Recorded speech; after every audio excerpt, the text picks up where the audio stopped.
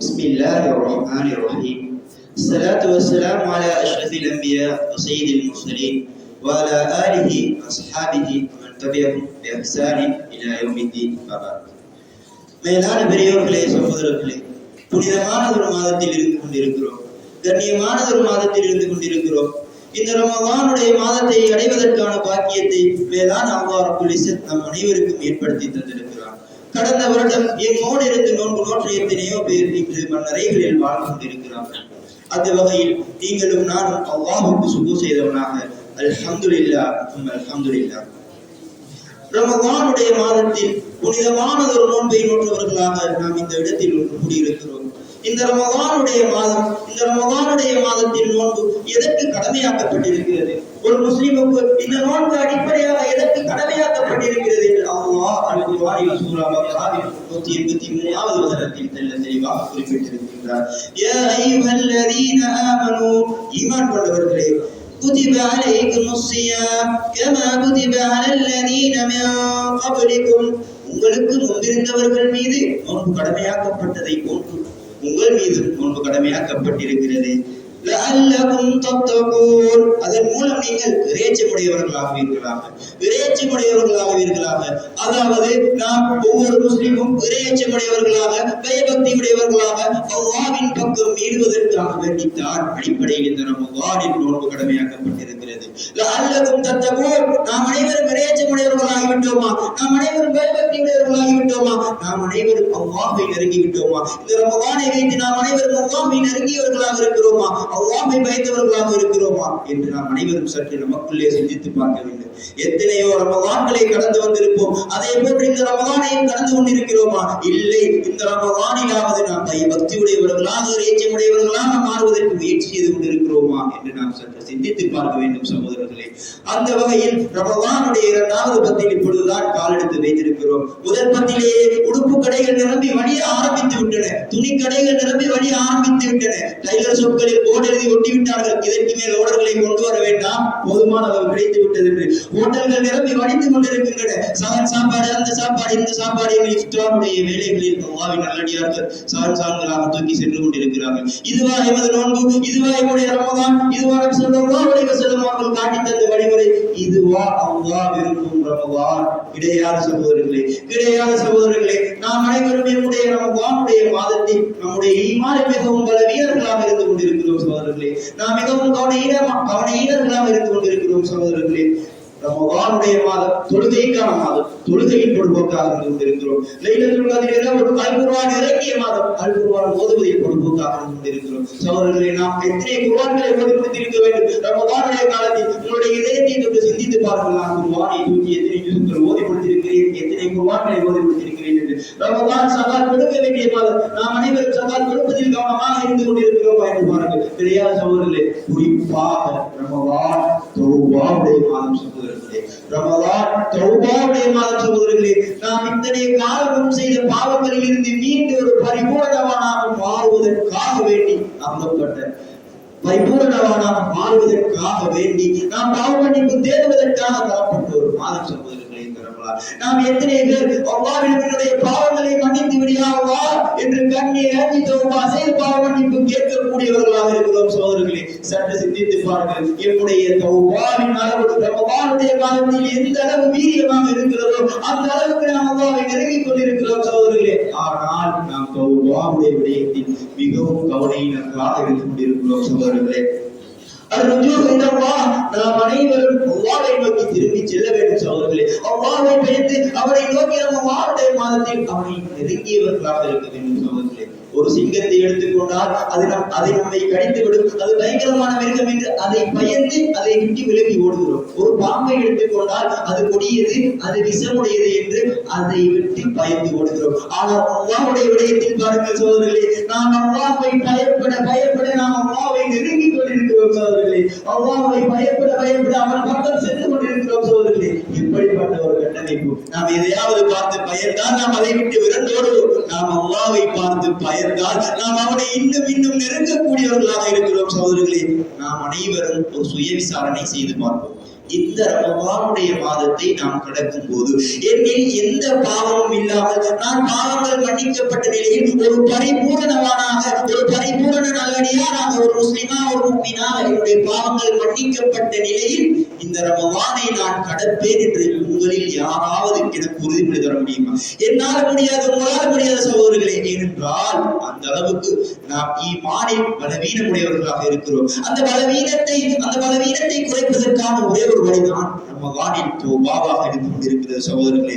வதூபு இலல்லாஹி ஜமீஆ அய்யுஹல் முஃமினூன், முஃமின்களே நீங்கள் அனைவரும் தௌபாவின் மூலமாக அல்லாஹ்விடம் திரும்பி வாருங்கள். லஅல்லகும் துஃப்லிஹூன், நீங்கள் வெற்றி அடைவீர்கள். ஆக ஒரு முஃமினுடைய, ஒரு முஸ்லிமுடைய இலக்கு எதுவாக இருந்து கொண்டிருக்கிறது? சுவனத்தை அடைவதாக இருந்து கொண்டிருக்கிறது, உயர்ந்த ஜன்னத்துல் ஃபிர்தௌஸை அடைவதாக இருந்து கொண்டிருக்கிறது. அதற்கான வழியை அல்லாஹ் தெளிவாக குறிப்பிட்டிருக்கிறார். லஅல்லகும் துஃப்லிஹூன், நீங்கள் வெற்றி அடைவீர்கள், தௌபாவின் மூலமாக என் பக்கம் திரும்பி வாருங்கள். அதற்கான வழியாகத்தான் இந்த ரமலான் இருந்து கொண்டிருக்கிறது சகோதரர்களே. நாம் ரமலானுடைய மாதத்தில் அதிகம் தௌபா செய்யக்கூடியவர்களாக இருக்க வேண்டும் சகோதரர்களே. யா அய்யுஹல்லதீன ஆமனூ தூபு இலல்லாஹி தௌபத்தன் நஸூஹா, ஈமான் கொண்டவர்களே நீங்கள் முறையாக சரியான முறையில் தௌபா செய்யக்கூடியவர்களாக திரும்பி வாருங்கள். இன்னல்லாஹ யுஹிப்புத் தவ்வாபீன் வ யுஹிப்புல் முத்ததாஹிரீன், நிச்சயமாக அல்லாஹ் தௌபா செய்யக்கூடியவர்களை நேசிக்கக்கூடியவர்களாக இருக்கிறார், தௌபா செய்யக்கூடியவர்களை விரும்பக்கூடியவர்களாக இருக்கிறார். அல்லாஹ் அக்பர். நாம் செய்த பாவங்களுக்காக பாவ மன்னிப்பு கேட்பதை நம்முடைய இறைவன் விரும்பக்கூடியவனாக இருக்கிறார். யா அல்லாஹ், எத்தனை பெரிய பாக்கியம்! நாம் இந்த ரமலானுடைய மாதத்தில் எந்த அளவுக்கு தௌபா செய்யக்கூடியவர்களாக இருக்க வேண்டும், எந்த அளவுக்கு இந்த ரமலானுடைய மாதத்தை கண்ணீர் சிந்தி யா அல்லாஹ் என்னுடைய பாவங்களை மன்னித்து விடு யா அல்லாஹ், என்னுடைய தாயத்தினுடைய பாவங்களை மன்னித்து விடு யா அல்லாஹ், நான் செய்த பாவங்கள் அனைத்தையும் மன்னித்து என்னை நீ பரிபூரணமானாக மாற்றி விடு யா அல்லாஹ் என்று கண்ணீர் சிந்தி கேட்கக்கூடியவர்களாக இருக்க வேண்டும். ஏனென்றால் இந்த ரமலானை அடைவதற்குரிய பாக்கியத்தை அல்லாஹ் நமக்கு ஏற்படுத்தி தந்திருக்கிறான் என்றால் எத்தனை பெரிய பாக்கியம் சகோதரர்களே. இப்படியாய் நாம் ரமலானுடைய மாதத்தில் தௌபாவுடைய விடயத்தில் எந்த அளவுக்கு கண்ணும் கருத்துமாக இருக்க வேண்டும். நபி ஸல்லல்லாஹு அலைஹி வஸல்லம் அவர்கள் குறிப்பிடுகிறார்கள், அவன் நாசமாகட்டும் என்று குறிப்பிடுகிறார்கள். யார் அவன்? வரஹிம அன்ஃபு ரஜுலின் தகல அலைஹி ரமலான், யாரை ரமலான் சந்திக்கிறதோ, ரமலானுடைய மாதத்தை யார் அடைகிறாரோ, சும்மன் ஸலவ கப்ல அய்யுஹுபர, அவருடைய பாவங்கள் மன்னிக்கப்படுவதற்கு முன் அவரை ரமலான் கடந்து செல்கிறது என்றால், அவருடைய பாவங்கள் மன்னிப்பை பெறவில்லை என்றால் அவன் நாசமாகட்டும் என்று சொல்கிறார் நபி ஸல்லல்லாஹு அலைஹி வஸல்லம் அவர்கள். சொன்னது யார்? அல்லாஹ்வுடைய அடியார், அல்லாஹ்வுடைய தூதர் கண்மணி நாயகம் நபிகள் ஸல்லல்லாஹு அலைஹி வஸல்லம் அவர்கள். ஆக நம்மால் உறுதியாக கூற முடியுமா சகோதரர்களே, நாம் ரமலானுடைய மாதம் முடிவடையும் போது நம்முடைய அனைத்து பாவங்களும் மன்னிக்கப்பட்ட நிலையில் தான் நாம் ரமலானை கடப்போம் என்று இந்த உலகத்தில் யாராலும் உறுதியாக கூற முடியாத சகோதரர்களே. அந்த அளவுக்கு நாம் ரமலானுடைய மாதத்தில் மிகவும் பலவீனர்கள், அந்த அளவுக்கு நாம் நம்முடைய ஈமானில் மிகவும் பலவீனர்களாக இருந்து கொண்டிருக்கிறோம், மிகவும் கவனஈனர்களாக இருந்து கொண்டிருக்கிறோம். ரமலானுடைய மாதம் தௌபாவுடைய மாதமாக இருந்து கொண்டிருக்கிறது சகோதரர்களே. நபி ஸல்லல்லாஹு அலைஹி வஸல்லம் அவர்கள் ரமலானுடைய மாதத்தில் இப்படி ஒரு விடயத்தை குறிப்பிட்டிருக்கிறார் என்றால், கேட்டுக்கொண்டிருக்கும் நீங்களும் சரி, பேசிக் கொண்டிருக்கும் நானும் சரி, ரமலானுடைய மாதத்தில் எந்த அளவுக்கு அல்லாஹ்விடம் கையேந்தி தௌபா செய்ய வேண்டியவர்களாக இருக்க வேண்டும் என்பதை சற்று சிந்தித்து பாருங்கள் சகோதரர்களே. நம்முடைய தௌபா, நம்முடைய பாவ மன்னிப்பு இந்த இரண்டாவது பத்தில் எந்த அளவுக்கு இருக்கிறது என்று சற்று சிந்தித்து பாருங்கள். முன்பின் பாவங்கள் மன்னிக்கப்பட்ட நபியே தௌபாவுடைய விடயத்தில் அந்த அளவுக்கு ஈடுபாடு ஆர்வம் காட்டியிருக்கிறார்கள் என்றால் நாம் எல்லாம் எம்மாத்திரம் சகோதரர்களே. எனவே ரமலானுடைய மாதத்தில் நாம் அதிகம் தௌபா செய்யக்கூடியவர்களாக இருக்க வேண்டும் சகோதரர்களே. அதிகம் அல்லாஹ்வின் பக்கம் மீறக்கூடியவர்களாக இருக்க வேண்டும் சகோதரர்களே. அர்ஜூ இலல்லாஹ், அல்லாஹ்வை நோக்கி திரும்பி செல்லக்கூடியவர்களாக இருக்க வேண்டும் சகோதரர்களே. ஆனால் ரமலானுடைய மாதம் வந்துவிட்டால் எம் அனைவருக்கும் கடும் பொடுபோக்காக இருந்து கொண்டிருக்கிறது. ரமலான் கொண்டாட்டத்திற்குரிய மாதம் நினைத்துக் கொண்டிருக்கிறார்கள், ரமலான் மகிழ்ச்சிக்குரிய மாதம் நினைத்துக் கொண்டிருக்கிறார்கள், ரமலான் ஒரு விளையாட்டுக்கான மாதம் நினைத்துக் கொண்டிருக்கிறார்கள். இல்லை சகோதரர்களே, ரமலானுடைய மாதம் அமல்களிலும் இபாதத்துகளிலும் ஈடுபடுவதற்காக வேண்டி வரையறை செய்யப்பட்ட மாதமாக இருந்து கொண்டிருக்கிறது. அப்படி என்றால் ரமலானுடைய மாதத்தில் மட்டும் அமல்கள் செய்தால் போதுமா? ரமலானுடைய மாதத்தில் மட்டும் பாவமன்னிப்பு கேட்டால் போதுமா? ரமலானுடைய மாதத்தை மட்டும் நாம் சரியாக கழித்தால் போதுமா? இல்லை சகோதரர்களே, ரமலானுடைய மாதத்திற்கு நாம் எந்த அளவு முக்கியத்துவம் கொடுக்கின்றோமோ, எந்த அளவுக்கு அந்த மாதத்தில் அமல்களுக்கு முக்கியத்துவம் கொடுக்கின்றோமோ, எந்த அளவுக்கு ஒரு சுன்னத்தை கூட மறுபாக நினைத்து நிறைவேற்றுகின்றோமோ, அதே போன்று ஏனைய மாதங்களிலும் நாம் கடத்துவோமே என்றால் தான் இந்த ரமலானில் நாம் செய்த அமல்கள் அனைத்தும் பூரணமடையும். நாம் இந்த ரமலான் முழுமையாக நாம் செய்த பூரணமடைய ஏனைய மாதங்களையும் நாம் இதை போன்று கடத்த வேண்டியவர்களாக கடமைப்பட்டிருக்கின்றோம் சகோதரர்களே. அந்த வகையில் ரமலான் ஒரு மகிழ்ச்சியான மாதம். எப்படி என்றால் ஸல்லல்லாஹு அலைஹி வஸல்லம் அவர்கள் குறிப்பிடுகிறார்கள், ஒரு நோன்பாளிக்கு 2 மகிழ்ச்சி இருக்கிறது. ஒரு நோன்பாளிக்கு 2 மகிழ்ச்சி இருக்கிறது. இந்த இஃப்தார், ஒன்று நோன்பு திறக்கும் வேளையில், ஒன்று நோன்பு திறக்கும் வேளையில். இரண்டாவதாக இந்த தன்னுடைய இறைவனை அவன் நேரில் சந்திக்கும் போது, தன்னுடைய இறைவனை அவன் நேரில் சந்திக்கும் போது. ஆக ரமலான் எந்த அளவுக்கு மகிழ்ச்சியை ஏற்படுத்தக்கூடிய ஒரு மாதம், எந்த அளவுக்கு இயல்பிலேயே ஒரு உற்சாகத்தை ஏற்படுத்தக்கூடிய மாதம். எதற்கு? அமல்கள் செய்வது, எதற்கு? அல்லாஹ்வை நெருங்குவதற்கு, எதற்கு? எங்களுடைய பாவ மன்னிப்பை கேட்டு பாவத்தில் இருந்து மீட்டு பரிசுத்தவானாக மாறுவதற்கு.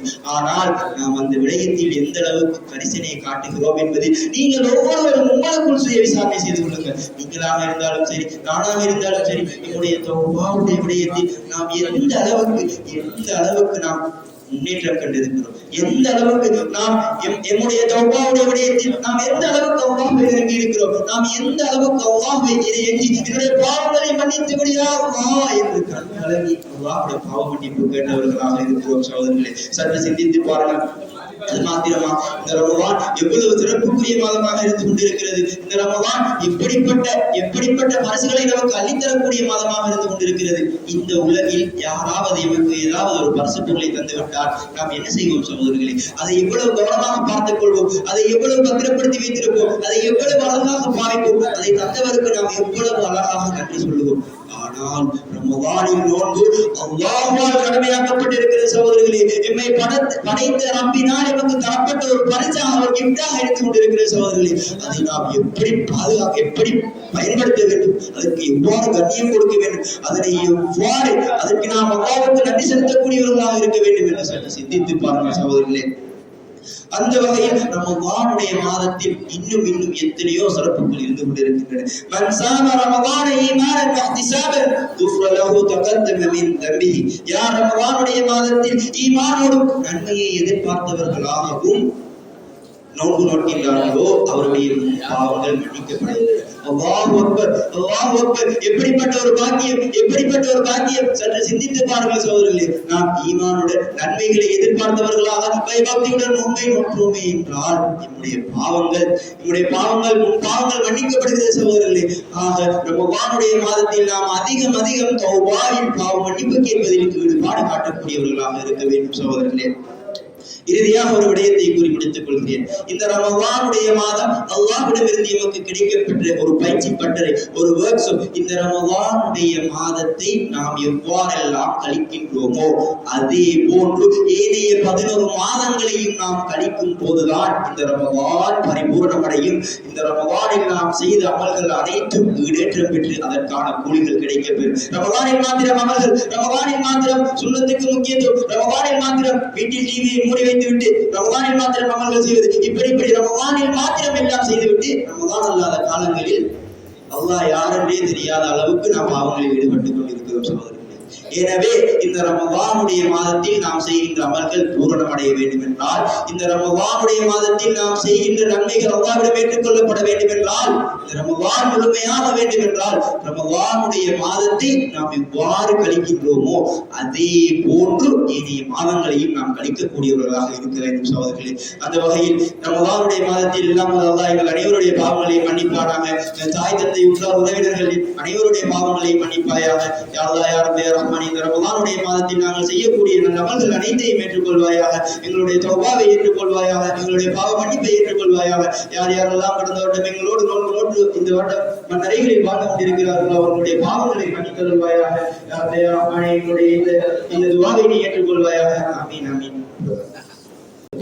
சென்ற வாரம் நோன்புடைய சட்டங்கள் பற்றி பேசப்பட்டது.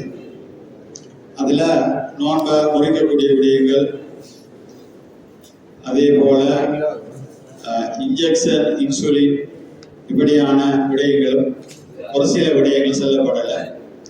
அதனால இந்த காலையில் சுபோக்கு பின்னாலே இப்படியான சில விஷயங்கள் ஞாபகப்படுத்தப்பட்டுச்சு. இந்த வகையில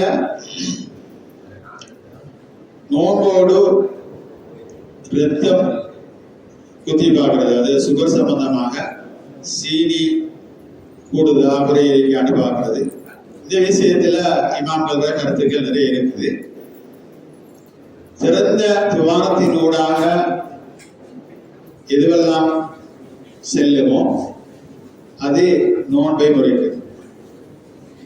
உள்சென்றால் திறந்த துவாரத்தின் ஊடாக ஏதாவது உள்சென்றால் நோன்பு முறையும். அதே போல திறந்த துவாரத்தினூடாக ஏதாவது வெளிவந்தால் உது முறையும். கொண்டு போறது அல்லது காத்து வெளியாகிறது, இப்படியான இதுகள் எல்லாம் உதவ முறைக்கும். ஆனா நோன்புல திறந்த துவாரங்கள் வாய் இருக்குது, காது இருக்குது, முன்பு துவாரங்கள் இருக்குது. இதனால எல்லாம் ஏதாவது தண்ணியோ வேற ஏதாவது சென்றா நோன்பு முறையும். கண்ணினூடாக கண்ணுக்கு நீர் ஊற்றுவது இதெல்லாம் அதாவது இமாம் ஷாஃபியுடைய கருத்தின் பிரகாரம் நோன்பு புரியாது. கண்ணுக்கு நீர் ஊற்றினா அந்த கண்ணுக்குரிய தண்ணி ஊற்றுவதால். அதே போல இன்ஜெக்ஷன் போற விஷயத்துல சத்துள்ள இன்ஜெக்ஷன் இப்போ ஒரு ஆளுக்கு ஒன்றுக்கு மேலாது அவருக்கு விட்டமினுக்குரிய இன்ஜெக்ஷன் அடிச்சா அது உதவு புரியும், இந்த நோன்பு புரியும். ஆனா வலிமையா போடக்கூடிய சத்து இல்லாத இன்ஜெக்ஷன், அதாவது அதே போல ரத்தம் குத்தி பார்க்கிறது, இப்படியான விடயங்கள், அது பல் துளக்கிற விஷயம், குளிக்கிற விஷயம். ஸல்லல்லாஹு அலைஹி வஸல்லம் அவங்க சவால், அதாவது இந்த மதிய நேரத்துல தண்ணீரத்தை ஊத்தி கொண்டு போவாங்க, அதிகமாக வெயிலாக இருந்தா. ஆனா சிலர் யோசிக்கிற மத்திய நேரத்துல தண்ணிய குளிச்சா உடம்பினுடைய துவாரத்தினோட போய் நோம்பு முறைந்து விடும் என்று யோசிக்கிறாங்க. அப்படி ஒன்று இல்லை இஸ்லாத்துல. பல் துலக்குவது, குளிப்பதை மனம், அதாவது சோப் போட்டு குளிப்பதெல்லாம் நோம்பை முறிக்கிறது. இதே போல இன்ஜெக்ஷன் அந்த போடுறது, அடுத்தது ரத்தத்தை குத்தி பார்க்கறது, இந்த விஷயமும் நோம்பை முறிக்காது. அதோட அந்த கண்ணுக்குரிய விஷயம் சொன்னேன், இந்த கண் மாத்திரம் கண்ணுக்கு தண்ணீர் ஊத்துறதுக்கு அதுல நோம்பு முறியாது வருது. கண்ணுக்கு அந்த உரிய தண்ணீரை ஊத்தி கசப்பாக வந்தா அதை துப்பிரன்னு வருது, அது நாங்க துப்பிரோம் சொல்லி. இதே போல குளிக்கிற இடங்கள், உதாரணமா சவர்ல குளிக்க பிரச்சனை இல்லை. இப்ப சவர் இல்லாத இடங்கள் இருக்கு. இப்ப நம்ம ஊர்ல எல்லா வகையான வசதியும் இருக்கு. ஆனா சில இடங்கள்ல குளம் இருக்கு. அந்த குளத்துல குளிக்க நேரம் நாங்க முக்கி எழுப்பினா காது மத்த துவாரங்களோட தண்ணி போகலாம். அதனால அப்படி ஆன இடங்கள்ல குடிச்சா நம்ப முடியும். அதே போல ஒரு மனிதனுக்கு ஏதாவது ஒரு வலி இருக்கு, பின்பாகம் அல்லது உடம்புல ஏதாவது ஒண்ணு நடந்தா சில வைத்தியர்கள் அந்த பின்துவாரத்தில ஒரு டேப் தருவாங்க வைக்கிறதுக்கு, அந்த வலியை குறைக்கிறது. அப்படி வைக்கப்பட்டாலும் நம்ப முடியும். இந்த விடயங்கள் சென்ற முறை சிலர் செல்லப்படாது. அதனாலதான் கேட்டுக்கிட்டதுக்கு அமைய இந்த விஷயத்தை சொல்லணும். அதோட அந்த உதவுடைய விஷயம் காலையில் சொன்னோம். உதவு செய்த நேரம் உதவுக்கு தரத்தி கொண்டிருக்கு. அதாவது ஒழுங்கு பிரகாரம் முதலாவது நீயத்தை வச்சா, அதுக்கு பின்னால கைகள் ரெண்டையும் கழுவுவது, கரண்டை உட்பட அது சொன்னது. அதுக்கு பின்னால வாய்க்கு மூக்குக்கு தண்ணி செலுத்துவது. நோம்பு காலத்துல வாய்க்குள்ள தண்ணி எடுத்து மதுமதான்னு சொல்லக்கூடிய தலையை உசர்த்தி என்ன செய்யலாது, வாய்க்கு கொப்பளிக்க கூடாது. அப்படி கொப்பளிச்சா தண்ணீர் போயிடுச்சுன்னா நோம்பு முடியும். அதே போல முகத்தை கழுவுறது. அதுக்கு பின்னால கை கழுவுக்கள் சில என்ன செய்வாங்கன்னா, ஒரு தரம் வலது கழுவாங்க, ரெண்டாவது தரம் இடதை கழுவாங்க, திருப்பி மூணாவது தரம் வலதை கழுவுவாங்க, நாலாவது தரம் இடதை கழுவுவாங்க, அஞ்சாவது தரம் வலது கழுவுறது, ஆறாவது இடதை கழுவுறது. இப்படி கழுவுறது அது தரத்தீப் அல்ல. கழுவக்களை வலது கரத்தை முதலாவது முடிச்சிட்டு அது பிறகு விடக்கரம். அதுக்கு பின்னால தலைமுடி மசூதி செய்யறது. சில தலைமுடியை நல்லா சீவிட்டு வருவாங்க, அது குழந்தைய போட்டு படாம மசூதி செய்யணும். ஆனா மசூதி கட்டாயம் பரவாது, மசூதி செய்யறது பரவாது. நாங்க காதுக்கு தண்ணி செலுத்தாடியும் பரவாயில்லை, தலைமுடி மசூதி செய்யறது பரவாயில்லை. ஆனா நோபு காலம் கட்டாயம் என்ன செய்யணும், எல்லா சுண்ணத்துகளும் வேண்டப்படும். ஸல்லல்லாஹு அலைஹி வஸல்லம் சொன்னாங்க தானே, ஒரு சுண்ணத்துக்கு ஒரு பரவுடைய நன்மை, ஒரு பரலுக்கு 70 பரவுடைய நன்மை. இப்படியான நன்மைகள் சுமந்தமாக தான் இது. அதனால நாங்க எதையும் சுண்ணத்து தானே விடாம சொல்லுவாங்க, சுண்ணத்து தேனை புலவிக்கணும். அப்படி விரும்பி செய்யணும். இந்த விஷயங்களை நாங்க கவனமா இருக்கணும். அடுத்து இப்ப சொன்னதின் பிரகாரம் இது தௌபாவுடைய மாசம். அல்லாஹ் குர்ஆன்ல சொல்லலாம், முசாரி இல்லாம மக்ரா ரப்பிக்கு வஜனத்தின் அர்ஹ சமாவா சொல்லலாம். வானத்துக்கு பூமிக்கு இடைப்பட்ட அந்த தூரத்தை அல்லாஹ் எங்களுக்கு பேசிக்கலாமா, அதாவது அந்த சூரியத்தை பார்க்க விரைந்து செல்லுங்கள் என்று சொன்னார். எனவே ரஹ்மத்துடைய பகுதியை கடந்திட்டம். இன்னைக்கு 12வது இரவு இன்ஷா அல்லாஹ் தொடர்ச்சியாக நாம தௌபா செய்யணும். சொன்ன மாதிரி ரசூலுல்லாஹ் ஒரு நாளைக்கு 100 தடவைக்கு மேல செய்வாங்க, இஸ்திக்பார் செய்வாங்க, தௌபா செய்வாங்க. நாங்க அவங்க எந்த வித பாவம் பண்ணி இல்லாத நபி, கால்கள் வீங்கிறவன் என்ன செய்வாங்க, அமல் செய்வாங்க. நாங்க கண்ணை திறந்தா பாவம், காய திறந்தா பாவம், இப்படியான ஒரு காலகட்டத்தில் இருக்கு. எனவே அதிகமாக நாங்கள் நேரத்தில் சொன்ன பிரகாரம் தௌபாவுடைய மாசம், தௌபாவை அதிகமாக கேட்டு அல்லாஹ்வுடைய தக்வாவை பெற்ற கூட்டத்தில் அல்லாஹ் நம் அனைவரையும் கருதுகிறானாக. சுப்ஹானல்லாஹி வ பிஹம்திஹி அஷ்ஹது அல்லா இலாஹா இல்லல்லாஹ்